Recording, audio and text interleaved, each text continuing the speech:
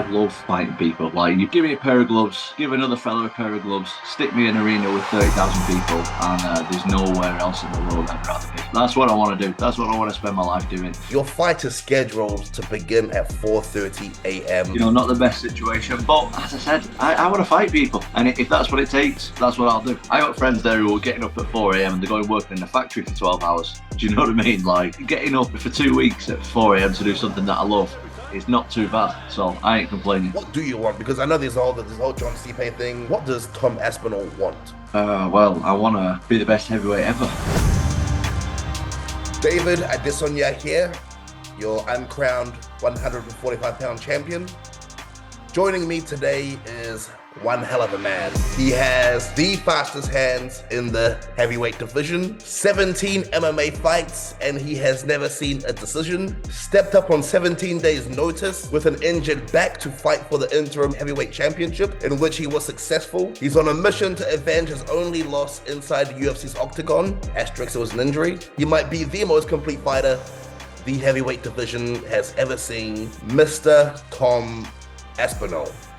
All right, champ. I'm good, thanks, and I appreciate you saying all that nice stuff about me, but also, did you just say 145-pound uncrowned champion? Is that what you said? Steady on, mate. They'll have to take them legs and not off. A pound over. And not a pound over. Championship weight, baby. Okay. If you say so. I think there's something wrong with the scales. Oh, come on. Ain't no towel tricks here, buddy. All right. It has been 8 months since you won the interim heavyweight championship. Before we get into everything else that has come with that, I mean, how the hell did you pull that off? Crook back, short notice phone call? Yeah. Well, at heavyweight especially, I feel like you've always got a chance. And I actually was in the worst shape ever for that fight. When I tell people the story about it, they actually don't believe the stuff that went on for that fight, but I pulled it off. UFC Interim Heavyweight Championship on the line. Oh, he hurt him. Sergey tagged him early. Yeah.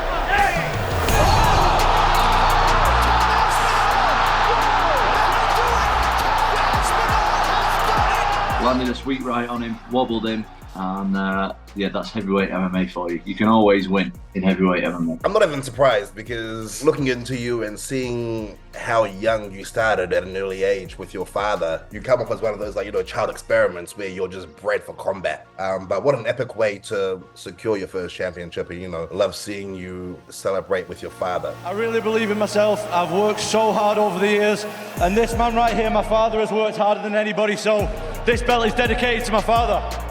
All of that was great, but Lady Luck seems to not be on your side in regards to the timing and the MMA landscape when you won. You know, you had John and Stipe in limbo. Were UFC asking you to wait for the winner to fight? They didn't really say much, to be honest. They just came to me and said, listen, we've got this Manchester show coming up. We want you to be on it.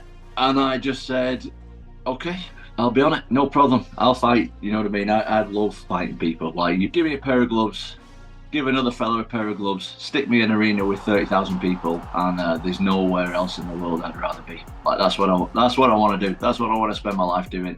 And I don't need that much convincing to do it. Do you know what I mean? Like, first they were talking about me fighting Stipe on UFC 300, and I was like, yeah, I'm in, no problem. Stipe wasn't in. Then they started talking about me fighting Cyril Gane in Manchester. I was like, yeah, no problem, I'm in. And then they started saying Curtis Blaydes in Manchester. I said, sweet, even better. I want to get that one back, no problem, I'm in. So that's the way it's gone since my fight. We are currently 4 weeks out from your first title defense, and your fight is scheduled to begin at 4:30 a.m.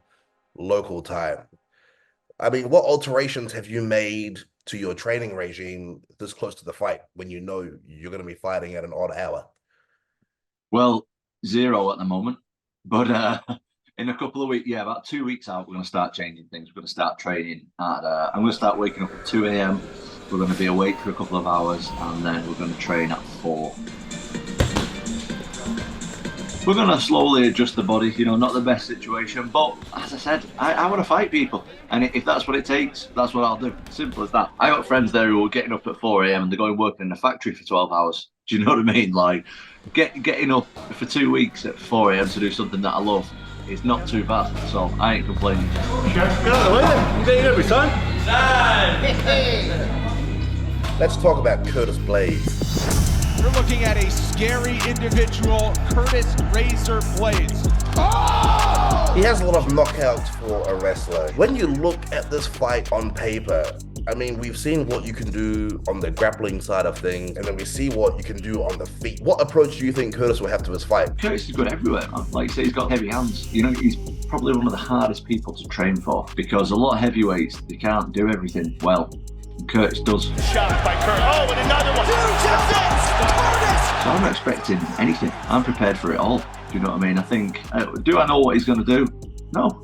He doesn't know what I'm going to do either. This is what makes it so interesting. I've got a general idea of what he's good and not good at, and the same goes for him, but we'll see. We'll see. I have no idea. That's why MMA is so exciting. Like, who knows? The guy could come across the cage and throw a spinning back kick to the face. We've never seen him do it before, but it doesn't mean he can't do it. I said this before we fought last time. Granted, it was a few years ago now. Curtis Blaydes is the worst matchup in the heavyweight division for me because he's a really, really good wrestler. He's the best grappler in the heavyweight division, and he's got knockout power in his hands.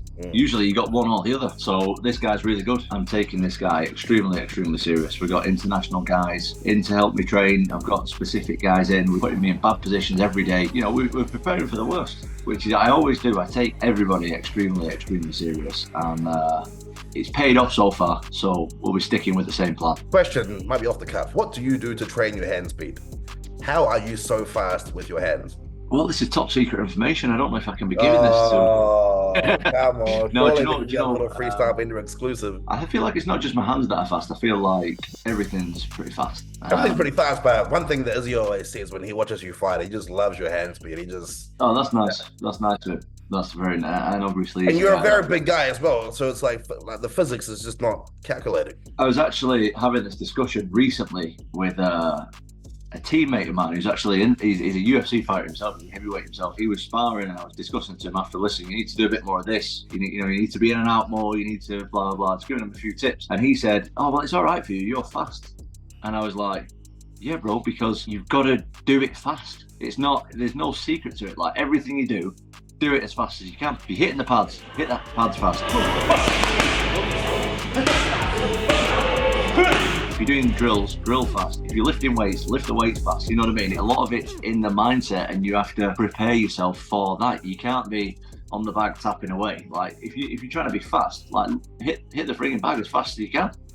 When you're sparring, punch the guy as fast as you can. You know what I mean? There's no secret to it. A lot of it's like a mindset. I believe I am slightly physically gifted as well with it, but it's definitely something that I've worked on as well over the years. Was that you and your own mindset or communication from your coaching staff to think this way?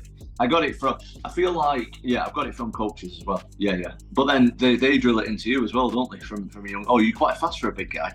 And then you start thinking, oh yeah, I am fast. Like I'm gonna keep being fast. Like this is good. Like, this is cool. And I've got that from a lot of coaches, and not even just coaches, but just people around. You know what I mean? Every time someone says I'm fast, I'm like, yeah, I am. And that like drills into me. I've got to keep being fast. I've got to do stuff fast all the time. And yeah, that's a massive, massive advantage of mine. Speed kills, and I really believe in it. You started striking long after you were rolling on the mats, and you're world class on the feet, just as you're world class on the ground. Which would you say you are better at, striking or grappling? That's a pretty good question. But you know what? I think that if you put me with like a professional boxer, like for example, I spar Rico Verhoeven all the time, who's literally the best kickboxer of all time. When we're just kickboxing sparring, I ain't doing that well against him. Do you know what I mean? He's the best kickboxer of all time. And the same with grappling. Like I can go and grapple some guy who's just a pure grappler and he'll like kick my ass, no problem. But I think what I do really well is mix it all together really well. I think I'm really, really well-rounded. Like, if you put it all together, I feel like I'm pretty good at that. Do you feel like you're flying under the radar? I mean, you're a very impressive heavyweight. You've never been to a decision. Just that feat alone and your finish rate and the way you just fight and perform in general. Do you feel like you're flying under the radar a little bit? Because your resume is incredibly impressive. Yeah, I do think I fly under the radar sometimes. I'm not quite sure why that is, to be honest. I don't know why that is. I feel like you say, I've got the shortest fight time average in UFC history. And it's not like I've just had 1 or 2 fights. At the moment, I think I've beat 5 guys in the top 10. Do you know what I mean? And finished them all. It's not like, I don't know why it is. I don't know why that is, but I'll keep banging the drum, mate. I'll keep winning the fights, and I'm sure it's going to come sooner or later. Okay, knock on wood. Everything goes to plan. You defend your championship against Curtis Blaydes. Has there been discussions about next steps or? No, not yet. Not yet. What do you want? What do you want? Because I know there's all this whole John Stipe thing. What does Tom Aspinall want? Well, I want to be the best heavyweight ever. Leave the sport filthy rich and healthy, and then go and enjoy the rest of my life is what I want. Hey guys, what's up? Izzy here. Like, subscribe, and comment if you enjoy this video.